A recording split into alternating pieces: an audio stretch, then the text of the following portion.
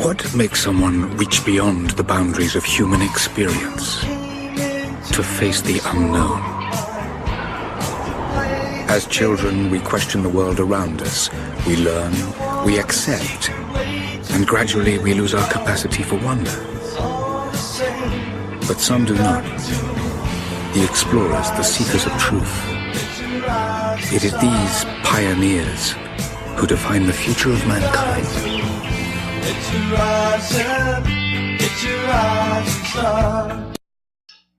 Hello everyone and welcome to this edition of The Slice. I'm Bill Peters, your host, and we're here again today with Carol Noonan, who is it's our second part. This is part two of our interviews, and today she's going to be expanding on what we talked about last time and offering up some new information. Hi Carol, thanks for joining us today.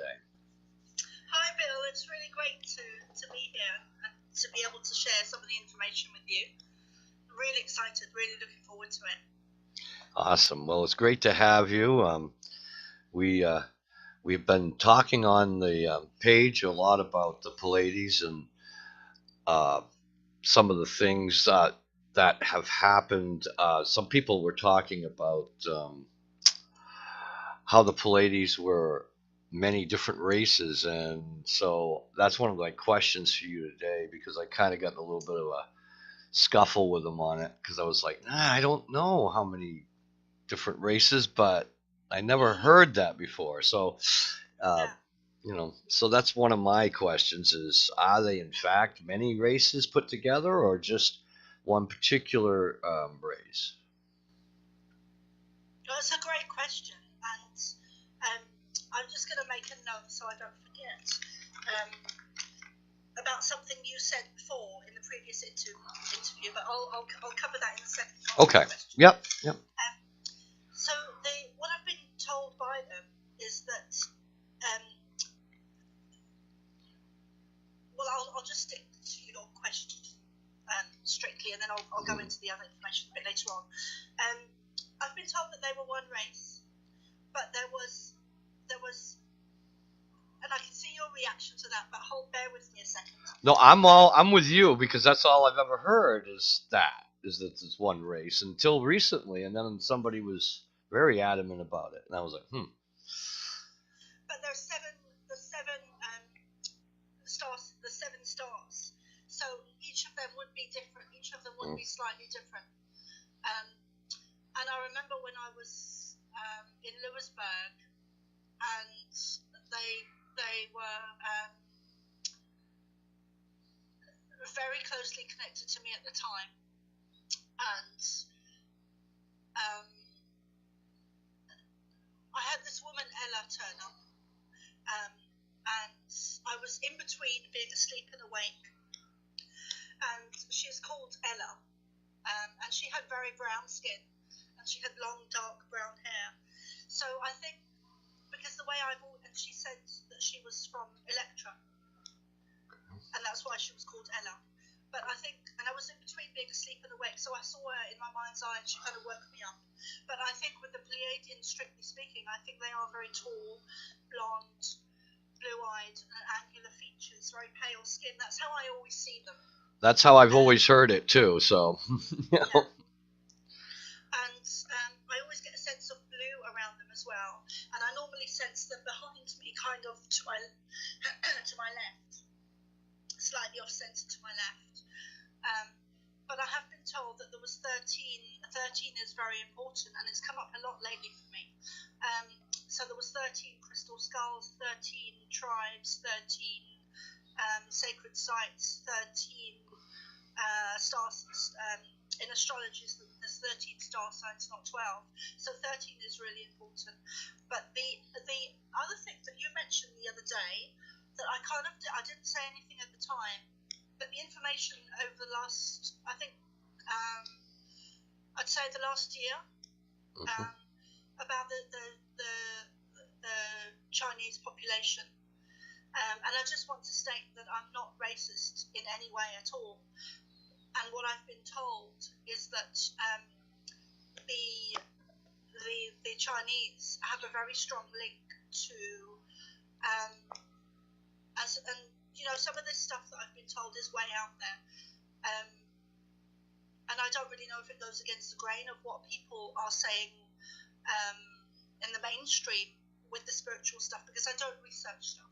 But what I've been told is that the Chinese population or culture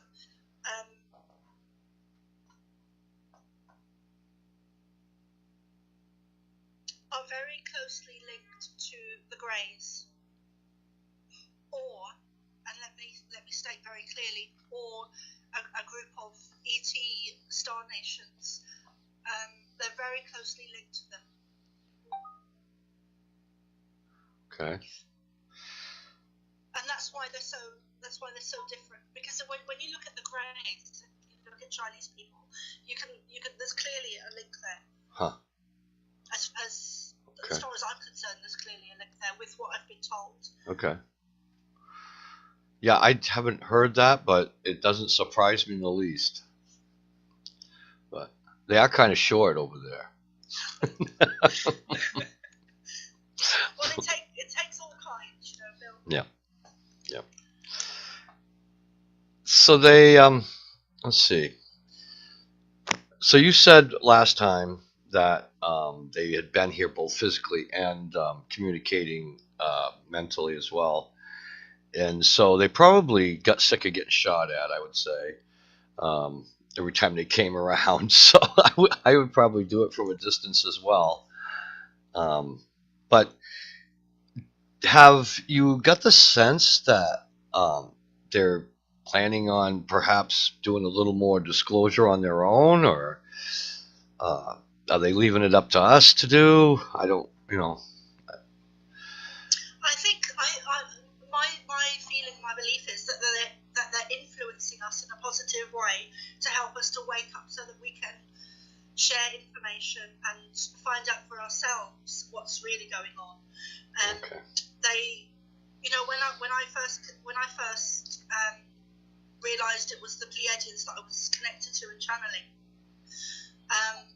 they told me a lot about our real history, our true history of where we came from and who we are, and then I started to I did a shamanic course with Paul O'Halloran in Ireland, and I think it was 2010 or 2011, and I began, and this is after I began channeling them, but I began to have memories, lost memories coming back to me of having connected to them as a child. And I had always remembered I was given downloads of information, but I never knew who it was from. I just kind of assumed that it was from my own guides. So through the shamanic course, I remembered having connected to them as a child. And one piece of information they showed me, and I think I must have been about 12, was and I don't know if I shared this with you on the last interview, so I'll just kind of do it quickly. Okay. But it's to do with the Sphinx, and my mum was watching the news, and I was given a download of information, and it must have taken only 2 or 3 minutes, but it felt like a lot longer because I was given so much information. And I was looking at an image. I just kind of was like a deer in the headlights. I just froze. I was kind of held in place, which has happened a lot to me over the years. I've just been haven't been able to move. So they downloaded. I was looking at an image of the Sphinx, and I think it was on the right hand paw as I was looking at it head on. Underneath, there were steps going down, and then there was the secret chamber or secret area beneath the right, as you're looking at it head on. I'm sure it was the right hand side paw, but there's secret chambers going underneath. Well, that matches with what they've been excavating recently. So. Again, I don't research stuff, Bill, so I don't really know what is. They literally had scaffolding set up around that paw and were excavating. I've seen the video of that. So I'm not sure what they found, or if they're ever going to tell us what they found. If it's a repository of knowledge that's probably been spirited away. And no, they won't tell us. They'll give us little bits of information just to keep us quiet and to shut us up, but they're never going to tell us what they've really found. Right. And I was in Egypt last year, and I did take photos as well of a lot of the ground area. I just, when I saw it, I took a picture of it because, I've said before, there is beneath Egypt there was a huge area of secret tunnels that spans out for miles. And they found that as well. They recently found that, so that's been proven. But they've known about that for years. They've absolutely known for years. I mean, psychics and mystics and spiritual people have been talking about this stuff for years. Yes. So they're not uncovering it now. They've already uncovered it, and now they're saying, and they're never going to tell us the whole truth. No. No. Because that's not their mission. That's not their purpose. No, but I wonder if, Jesus, too bad we couldn't get knowledge from them that would help us get to stuff before the evil people get it. But I don't know. It's too bad.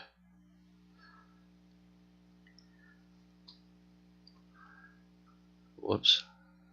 I'm still here. No, I almost messed it up. I was like, oh my God. All right. Yeah, so what else you got for me here?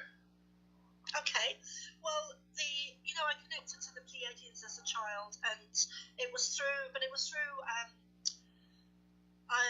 I had a lot of abuse as a child, a lot of sexual abuse, a lot of stuff going on, and I don't want to upset anyone because I've dealt with it, I'm happy with where I am now. But it was it was the sexual abuse, and I remember I had this guy lying on top of me, and I left my body, and I connected to the Pleiadians, and I during the shamanic course, because I've always remembered that I had this guy lying on top of me, but what I'd forgotten is that I connected to the Pleiadians had connected to me during that time. And again, during one of the shamanic courses I did, I remembered word for word what they had said to me, and I wrote it down, and I went home, or I went home and I wrote it down. So I've always had a connection to them, and through different courses and workshops and healing I've done, I've also remembered having a connection to them in the in-between state of life and rebirth, and also past lives. So, and I'm no different to any other starseed or channel or psychic or medium. So it's just that I'm aware of this stuff because I've been told. So I think a lot of starseeds, also a lot of psychics, a lot of mediums, and a lot of shaman, a lot of indigos have also had past lives on the Pleiadians and other star nations. Well, that's...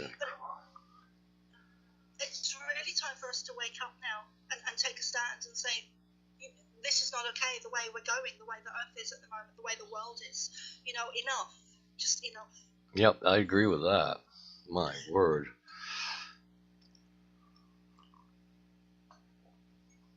Have we, in their eyes, have we advanced at all since they first encountered us? Have we? I don't know. Sometimes I feel like it's 2 steps back, 1 forward, I think we have. I think we have advanced. I think it's a very slow process. Because I think that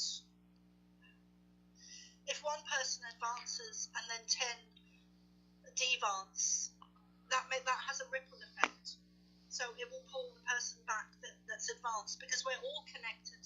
Like, there was an image I was shown one day, and I was on Holy Island, and I was shown an image of the sea that I was looking at, and the little droplets of water came up, and I was being shown that we're all the little droplets of water individually, and that God is the ocean. And I don't tend to believe anything unless I experience it. I'm very much on the fence. Right.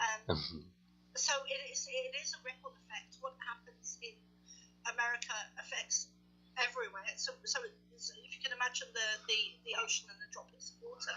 So sometimes we're up, sometimes we're down. You know, sometimes we're smoothly sailing along, and sometimes there's big tsunamis. Not literally, but it feels like it.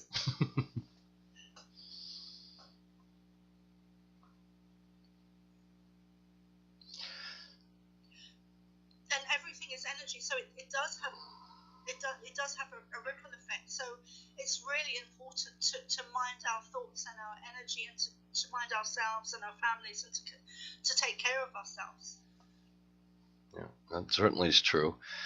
So they, so their goal is to help us center ourselves rather than them come center us for us. They're here to assist us. Yeah. Okay. Okay. I'd like to have them drop into my yard one day. It's actually, it's funny because I was recently encountered a lady in the group who swears that it was Pleiadians that came to her yard and gave her this, I guess it's a bracelet with charms, and she said they ripped some off and told her they didn't need it anymore, or she didn't need it anymore.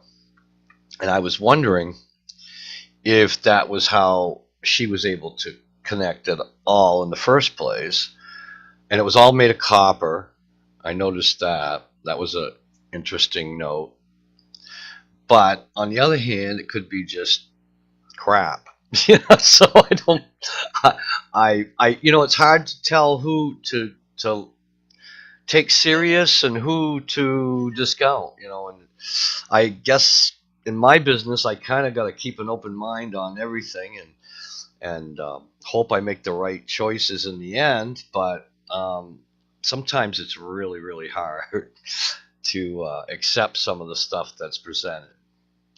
Last night was a big example of that. But I won't go into that because he'll know I'm talking about him.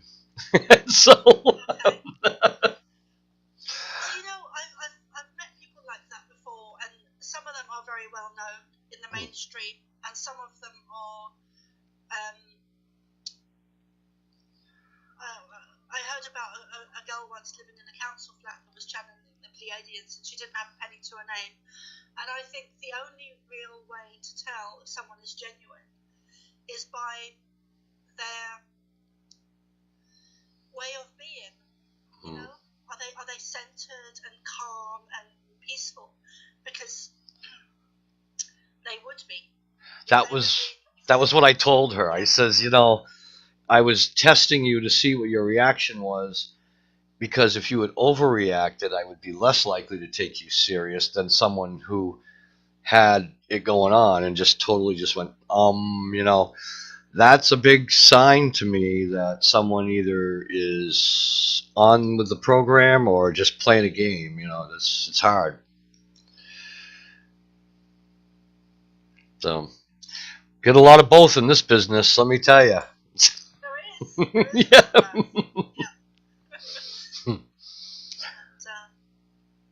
Eckhart Tolle is amazing because I think he's really got it going on. His energy really comes across. You know. What was the name again? Eckhart Tolle. Okay. Okay. I'll write that one down. Eckhart, yeah. Okay. You haven't heard of him, Bill? No, I'm actually, to be honest with you, over the years, the first time I heard of Pleiades was in the early, like in the 70s sometime, when the BBC had that little interruption and Vrillion came across and said all that stuff, which we now know is all fake, but only because it came over one channel in one neighborhood.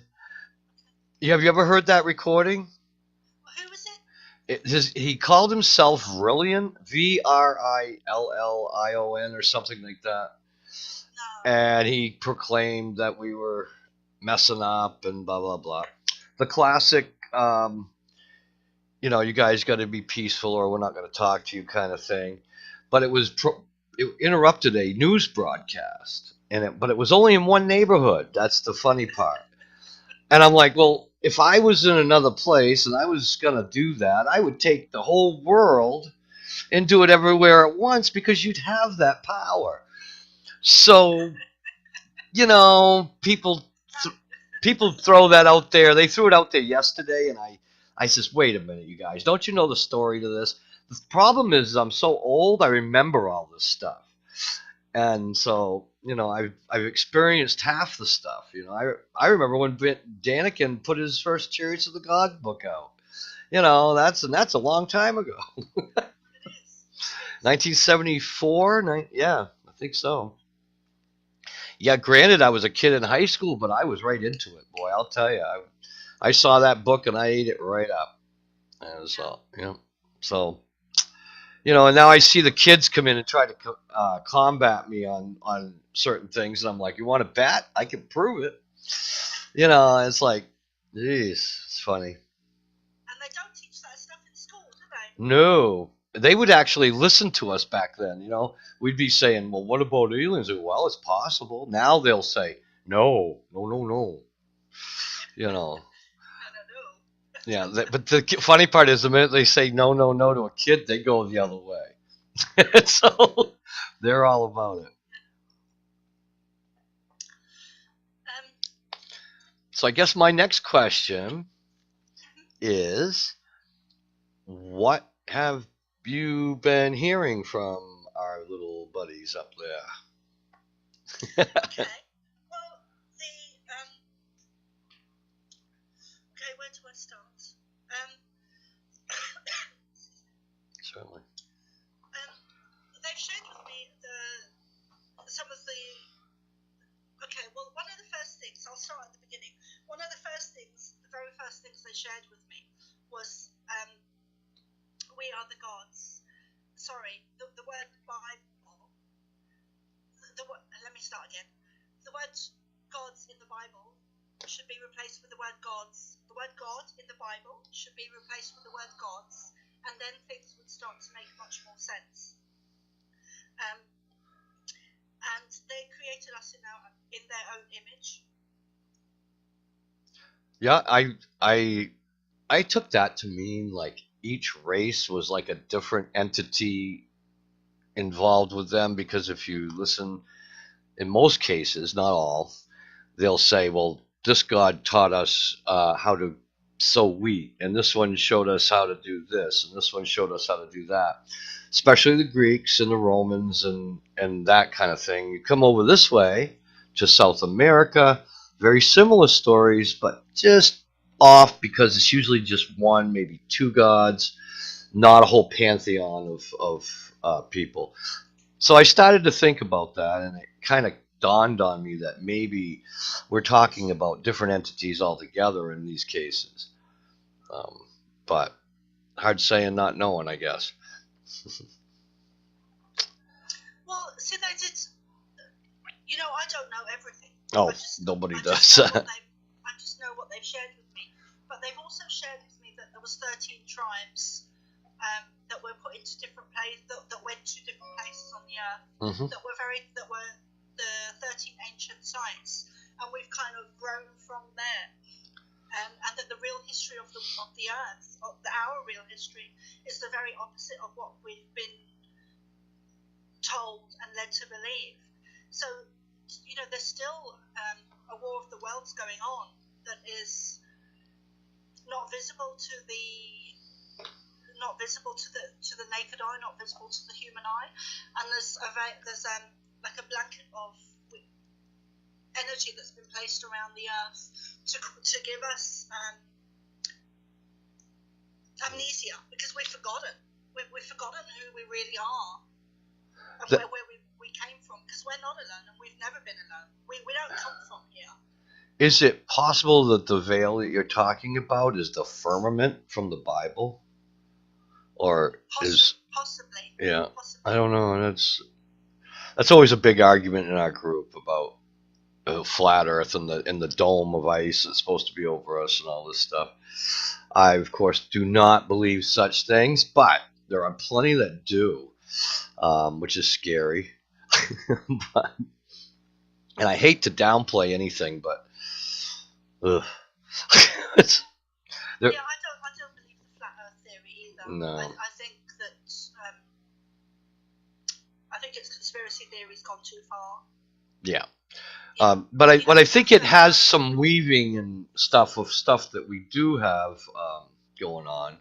That's why I was trying to put some kind of name to the veil surrounding the Earth. Is like maybe that's the firmament that they were talking about. But who knows? I mean, that's probably something we don't find out till much later in our existence. Maybe we're not meant to know yet. Maybe we'll never be meant to know. Because I think everything happens at the right. I don't believe in coincidences. I think everything is the way it's meant to be. Everything is the way it's meant to be. Even the horrendous stuff that's going on Earth, on Earth at the moment. I think it's all part of a bigger picture. It's depressing to know I was meant to be poor, though. I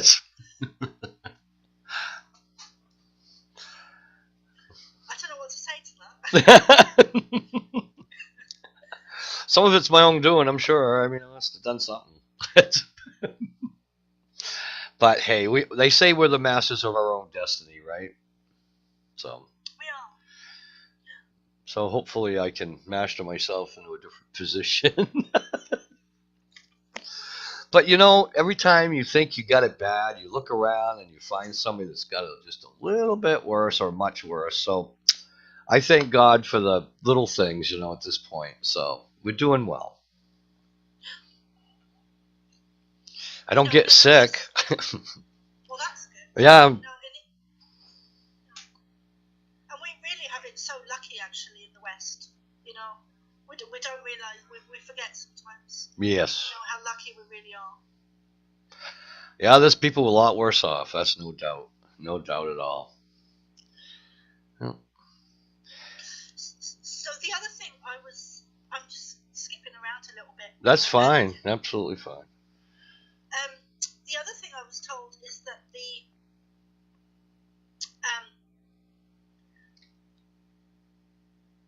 had electricity in Egypt. Yes. And when they first shared a lot of the information with me, I didn't know. I didn't know that it was already stuff that was out there that was well known. Oh wow. Who were researching it, so I was kind of a little bit behind with what was out there, already. So I'm kind of doing a catch up. But I remember going to school one day, and I got to the school, and they put up some type of wall or energy field where I just was froze. It was one of those experiences where I just froze, and I wasn't able to go in. And I remember them telling me that only, recently when I was doing the shamanic courses with Paul, they told me that if they didn't allow me to go in, because if I had Earth, I would have been lost to them. Oh. I would have been lost to the Pleiadians, to their they would have lost me as a channel. Wow. So they created an energy in front of me where I wasn't able to move, so I wasn't able to go into the school system. So therefore, I wasn't able to be lost to them and into the school system. Oh, I gotcha. So that programming of the school system would have made you not able to be. Okay, gotcha. Yep. Yeah, exactly. Because I would have been conditioned. Yep. I would have been conditioned, and I would have lost the connection to them. So, and for years I always felt really, I guess, ashamed and guilty that I didn't have any secondary education. But now I think that that's probably the best, it was one of the best things that could have happened to me. And I think with my whole childhood and the whole situation, and there's a funny thing I want to share with you in a second, but I think it's almost like everything, it's like I'm picking up breadcrumbs and following a trail that's been left for me, and I'm just slowly waking up myself, and sometimes day by day. Yeah. and remembering who I am and where I really came from, and that I'm a starseed and I don't come from here. I absolutely don't come from here, and I think some people do. Mm-hmm. I think maybe less advanced souls come from here, but I don't think any starseeds. No starseeds come from here. So there's different, like a radio station or a graph where you've got different frequencies. We're all operating at a different frequency, and some of us come in groups. There's a funny story because my surname. So the funny story, my surname is Noonan. Okay. And when I was at primary school, I used to get called Nanu. And I don't know if you remember Morgan. Absolutely. Nanu, nanu. Yeah, yeah. Nanu, yeah. Him and his egg. Yeah. So it's little things like that that pop up every now and different things like that pop up every now and again, just to remind me that I am different, you know, and I'm not normal. Yeah. But I am average. I'm very average, but I'm not normal. And there's so many people out there who are the same, you know, and then maybe they're still in a space of hiding, not wanting to share with the world their, you know, what they know and their information. Good. So I was saying, you know, it took, you know, I haven't just turned up one day and on an interview and you know, I'm saying that I channel the Pleiadians. It's taken me since 2009 to be in the space, to be comfortable within myself, to publicly, you know, come out and admit that I'm channeling the Pleiadians. And that's not something that's a process. That's not something that happens overnight. So, and I think that, you know, I'm definitely not alone. I think there's thousands of people that are maybe a step forward from me or a step behind. And I really, you know, it's really important for people to go through that process and not push it down, not push it away, not think that they're crazy, or because I always used to think, who in their right mind is going to believe me? You know, and then I read Barbara Marciniak's book, and she wrote word for word the same thing that I was thinking.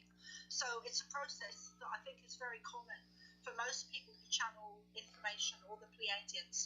It's a process, and sometimes it does take a number of years. But just to keep going with it, you know, and don't stop or don't give up or don't, you know, stop the self-disbelief, because it's nonsense. It's just ego talk. Yeah, I've pushed away a lot of the things I felt over the years away, thinking I was nuts. Yeah, I know what you mean by that. I probably still do to a degree. I'm less likely to now the more people I meet and talk to about the alternative sciences and paranormal stuff and the like. But still, I feel resistant sometimes about sharing things. But yeah, I totally can understand where that comes from. It's fear of rejection. Most. Yeah, it is. Mm-hmm. Yeah, fear of rejection, and that also ties in with past life stuff, because you know the ancient peoples, the sacred sites, the ancient cultures, the traditional people, you know, the Native Americans, the Aborigines, the Celts, the Irish, the Africans, they've all been persecuted, and we were them in past lives. So we've been tortured, we've been raped, we've been burned, we've been persecuted, we've had our heads chopped off. That's who we were. So lifetime after lifetime, sometimes after lifetime after lifetime after lifetime, depending on our soul's journey, we've had those experiences. So that a lot of the time, that's where the fear comes from. It comes of being burned or being thrown to the lions, or you know. Oh, the phobias. Yes. Okay. Yeah, I could see that happen. You only want to get thrown to the lions once, if that. Any of that stuff. I don't know. Yeah, but sometimes, Bill, that's where the fear comes from. I gotcha. Okay. So a loss of life in a past life would definitely add to a phobia in a current lifetime. Absolutely. But within the same thing. So a lot of us, you know, that we're healers or medicine women, or especially with the Native Americans, you know, all of the tribes have been hounded into existence um, and reduced because of their spiritual knowledge, because of their power, because of their power to manifest and create spiritually. So then it makes sense that the persecution of them would be a fear of them more than just seeing them as an inferior race or whatever. No, it's fear of them because it's part of the war between light and dark. The war of the worlds. So it's a fear of them, of us, because that's where the true power is. It's in the stillness, in the peace, in the silence. It's not in the chaotic, crazy guy running around with a gun. It's the stillness and the peace. Right. So it's in the powers that be's best interest that turmoil continues. So that would, because if we ever did all get along, they'd have no control. Exactly. Mm-hmm. That makes sense. It does. It makes total sense. Crazy rabbits. You'd think they'd want it all to be nice, but no. I think it probably started the first time mankind coveted something of someone else's. Probably. Say that again, Phil? So I think it might have started the first time a human or whoever coveted something that someone else had, or wanted to take something that wasn't theirs, or whatever, whether it be material or land or whatever. What comes to mind as you're speaking is Atlantis. Mm-hmm. And again, I was downloaded with information where Atlantis was at a very peaceful state, and then negative energy came in.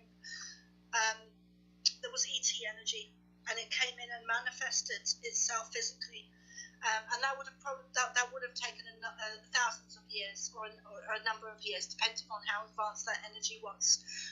So again, it's ET energy that came in from outside that corrupted Atlantis. That's what I've been shown. Okay. So yeah, they obviously had something happen to them. Now, there's been some debate about that, about what happened to Atlantis. Some people think it might have rose into the sky. Other people think it was just outright destroyed. Others still think it could have even been Antarctica that got shoved down to the south of the border there. But there was definitely an area below there.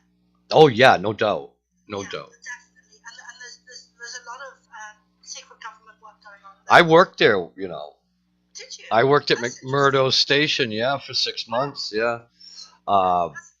Yeah, and that's why I know the Earth's round, because I could see from that station, I could see the curve of the Earth from the peninsula there. And I've also been up into the Asgard Mountains range right there.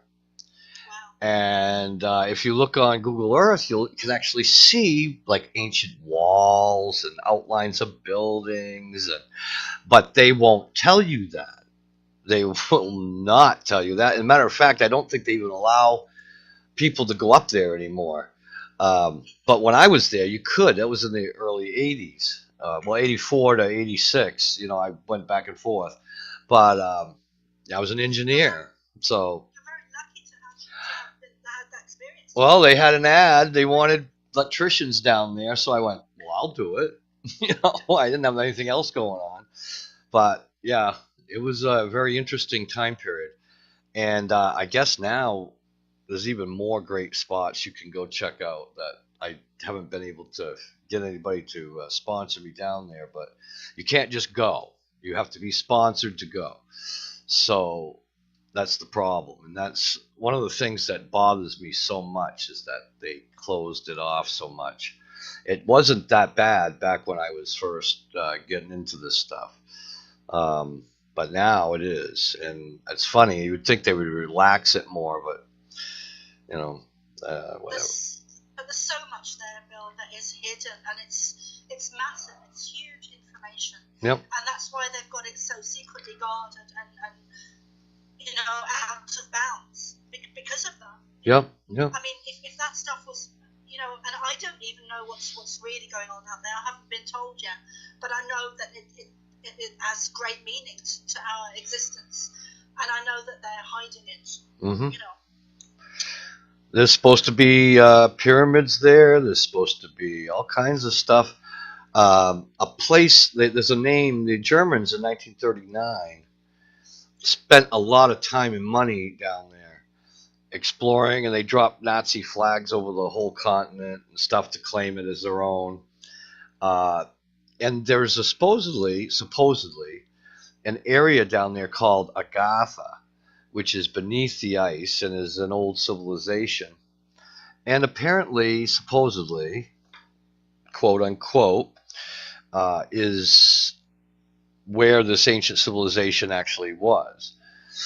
They are supposedly able to drive submarines right up these ancient river channels that have cut through underneath the ice, right up to it. This I do not know. I wasn't privy to any of that kind of thing when I was there. We didn't see much of that kind of talk at all.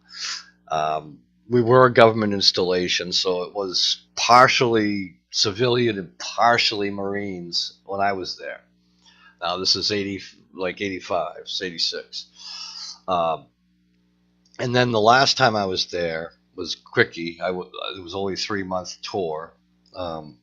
Something happened, and they sent a whole bunch of us back. And I don't know what happened because I was never asked to go back again. So, yeah, maybe I asked too many questions. I don't know, but there was over 12 of us that got sent home right then. So it was a. Go ahead. Did you ask questions? I did, especially when we went up on the Asgard Mountains. I'm trying to remember the name of that one peak, but in particular, being from New England, I had seen dolmens and chambers and all kinds of alignment stuff before. So when I got down there, we were up on the ridge, and I went, "Well, that's funny. That looks like a circle." You know, well, I called them sighting circles at the time. And I remember my boss looking at me and saying, "No, it's not." And he said it in a way that said, "Yeah, but no." You know, don't say that, or something along those lines. And I asked a few different people different questions over the time period, but nobody had any, or if they had answers, they weren't sharing them, or they made very light of it. That was usually when someone does that to me, I know they're trying to hide something. So that's kind of where I went in my mind, and they probably figured that out and said, "You know what, this might be too much of a liability." And anybody else that did the same was probably sent off on the same boat, because I know we all went off. We got shipped down to South America and then took a plane from there. But yeah, that's. Sorry, Bill. Go on. No, I was. Go right ahead. I was just going to say, you know, it's no accident that you were there, you know, and saw that stuff and experienced it, and all the sacred sites, they're all energy points, and they're a map. They're also a map that correlates to the star systems. You know, so they're all it's all significant. You know, and it all ties in together. But I think with that area in particular, I think if we were to find, I think if that information was revealed to us, or we were to find out, I think it would change even, you know, people that skeptical people and non-believers. I think it would change their minds, because I think they would be faced with something that you cannot ignore. Yeah. You know. No denial on that. You know. It's so interesting. Our history is so old. It's so different than what we've learned. I mean, more and more finds all the time are changing how conventional researchers are actually looking at it. So I think we're in for a big surprise this year. I'm kind of privy to some information that I'm not supposed to tell, so I've been holding back telling anybody, but it's so hard to do that um, because I want to just say, no, it's like this. I know for a fact, but I have to wait until the people who are responsible for the information feel safe to so yeah, they're scared to come right out with a lot of it, and they're waiting for final results on some tests on some things, and once they do that, I'm sure it'll be forthcoming. But until they can sit there and because right now they have to protect their source of their data, so they're holding me back, and I know some secrets that I'm not supposed to know, and ugh, I don't want to get a ricin pill in my food either. So But then, if everything is the way it's meant to be, does it really matter? At the end of the day, we should all be just having a big party and just, sometimes it's easy to, because I do believe very much in the conspiracy theories, but I think the way that David Icke teaches it, and I do believe most of what he says, but I think the way he teaches it creates a sense of fear within people. Just the way he comes across, and that's just my problem with him started when he first came out.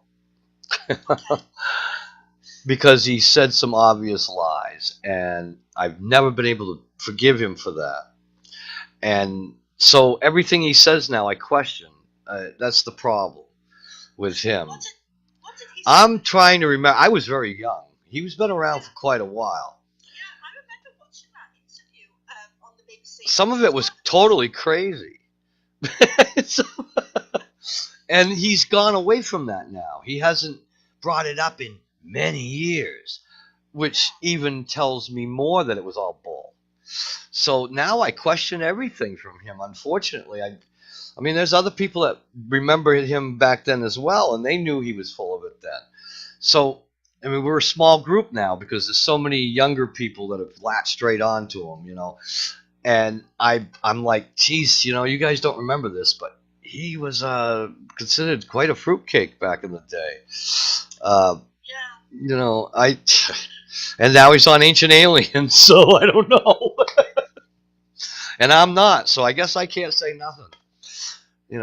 But I do remember that when I was the early days of my researching, him coming out and saying some outlandish stuff that have since proven total fail.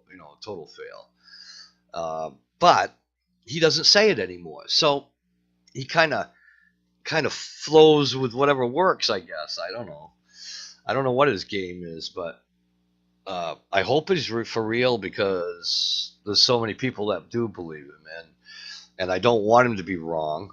I really don't.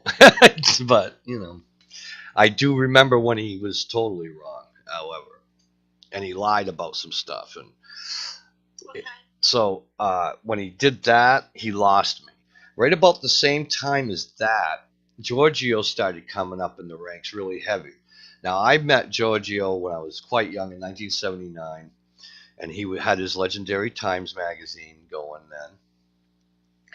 And I called him on some stuff, and he doesn't say that stuff anymore, but at the time I was like, Giorgio, that doesn't make any sense. I says, yes, I'm with you and Eric Von Daniken, 100%. I agree with the Ancient Aliens being here. But some of the things you guys tie to it start to go crazy after a while, because they want it so bad, and I think that's part of it. They want it to be true so bad that they end up making stuff up. And that doesn't work for us. It's got to be real. If it's real, then, I mean, there's enough there without going crazy. There's a guy, actually, here's something that you might be able to relate to. There's a guy in New Mexico. I've literally seen uncut footage of him doing this. It has to be real. Has to be. He walks out into the desert with witnesses. He don't care. Come on, let's go. Walks out in the desert. He raises his hands up and makes a tone in his voice, and the lights start coming out of the sky. They just start flowing around, and I'm like, either he's a magician, or he is calling these entities in here with just his whole aura, whatever that is. Absolutely, and that does happen. And that's impressive to me. That's you can't argue with that kind of thing. That's someone who's genuine, who has a genuine connection, and is calling them in, and they're coming. Yeah. You know? They're in on his program, whatever it is. I don't know if he's a mass hypnotist, but whatever it is, it stays on film. It's not fake stuff. It's real lights, real reactions, and here's the thing, Bill. If you're on the spiritual path, and you call out to them, they will answer. Whether it's Auntie Nelly down the road, or Jesus energy, or Mother Mary, or Pleiadian energy, if you call out to them enough, they will respond and they will answer. And if you build, it's like having a relationship with anyone, with your wife or your partner or your husband or your lover or your brother or your son. You have to build on it. It doesn't just. It's not. You have to build on it. I just got goosebumps from some. Yeah, that's weird. Yeah. So I think that you're very much a starseed. And the other thing I wanted to say was that there are, we can get our own answers, because we are being fed nonsense with what's really out there by the governments and other industries, other companies. But we can get our own answers, and it starts with you, and it starts with me, and it starts with the guy down the road, right? Where we can sit down and meditate and channel, and we can connect to these energies and call them in. Awesome. Because we're all equal. There's no one on this earth that can't do that. Well, it's something to try. So you heard her. You go out there and try this stuff, you guys. You do as much as you can. Well, we're all on the same team in the end, I guess. Have no choice. But yeah. So let's see. What else do you have for me? Anything? The language has been manipulated and changed, and there's so many words that when you look at them, that there's meaning behind them, and it's connected also to for me it's connected to the symbols as well, and sound, and I kind of group those energies together, language and sound and crystals and color, because to me it's part of the same thing. It's part of the same thing. Okay. Because sounds that do have meaning, and that's why they work when we're toning certain sounds. So on the word play, I call it, is when you get words like alienation or history, or let me think what other words are there. There's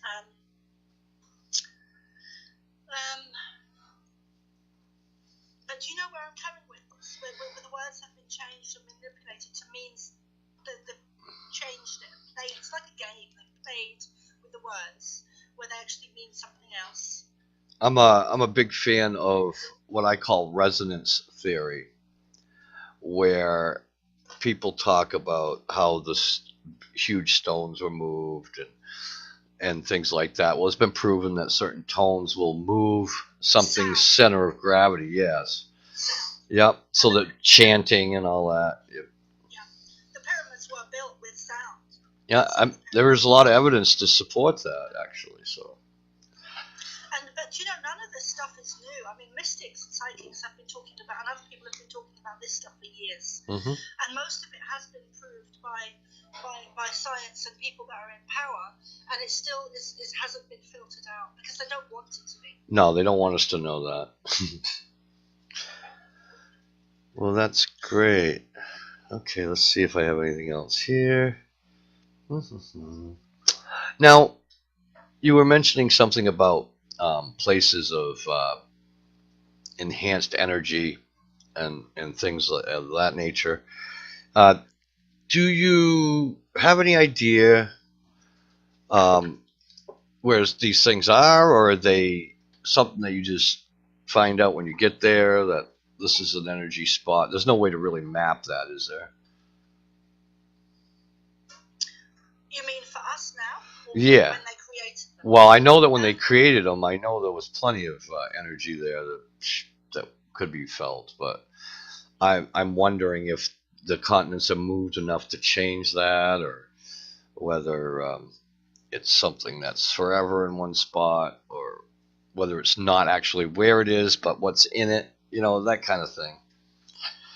But there's a lot of unknowns in that field.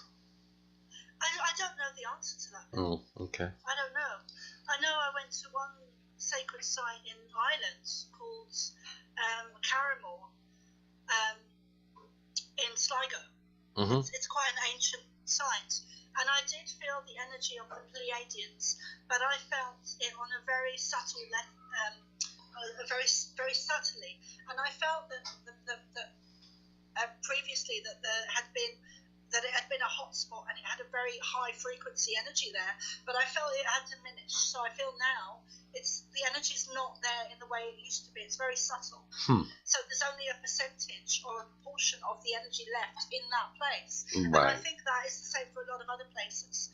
But I don't know if you've been to Egypt. When you go to places like Egypt, the energy is it's so high, it's throbbing, it's pulsating. Wow. Yeah. So energy in those places is still there, but I think in the smaller sites, because Carramore would be a smaller site, I think it has diminished or got less, because I think those sites have been forgotten about, where they're not visited in the same way today as they are today by Star Nation energy. I gotcha. Okay. Well, that completes anything I have here as far as that goes. Let's see. Well, if you don't have anything major to add, we will try to wrap it up, I guess. But we're doing pretty good, though. We average about an hour each time, so that's pretty good. Yeah. So. And I really enjoy talking to you. Oh, I as well. Yes, I love it. So anyway, we've been talking to Carol Noonan, and if you why don't you give them your site and all the contact info if they want to get a hold of you or whatever? Yeah, okay. My website is thepleiadianchild.com, and I'm still re-editing my book at the moment, but that's the Pleiadian Child on Amazon.com. And I'm having my website redone as well. But I do psychic readings and mediumship and angel cards. I do quite a lot of stuff, so if anyone's interested in getting a session with me. I'd be scared. Would you? I don't know. I might not want to know the truth. Just once, and that was at a carnival. And yeah, she was, well, pretty wrong, actually. But she was ancient. But she might not have been totally wrong. She did say I'd end up with a blonde wife. Which was funny because I was with a brunette at the time. Did you tell the brunette? Oh, yeah, she was standing right there. Yeah, perfect. Yeah, she loved that, I'm sure. But what did she say? oh, just that I would live so. She said I had a funny line in my head. She was a palm reader. Yeah. She said, What did the brunette oh, she just kind of flowed with it. She goes there every year anyway, so that's no big deal. But well, anyway, folks, this has been Carol Noonan, and please do look her up and check out her work. And if you need to contact her, you've got that information. And my name again is Bill Peters, your host here at The Slice. Thank you and have a good day. Thanks, Bill.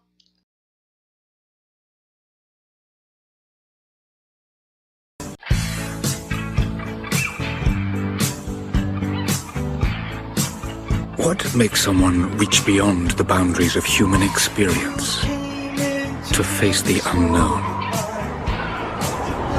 As children, we question the world around us. We learn, we accept, and gradually we lose our capacity for wonder. But some do not. The explorers, the seekers of truth. It is these pioneers who define the future of mankind. To rise up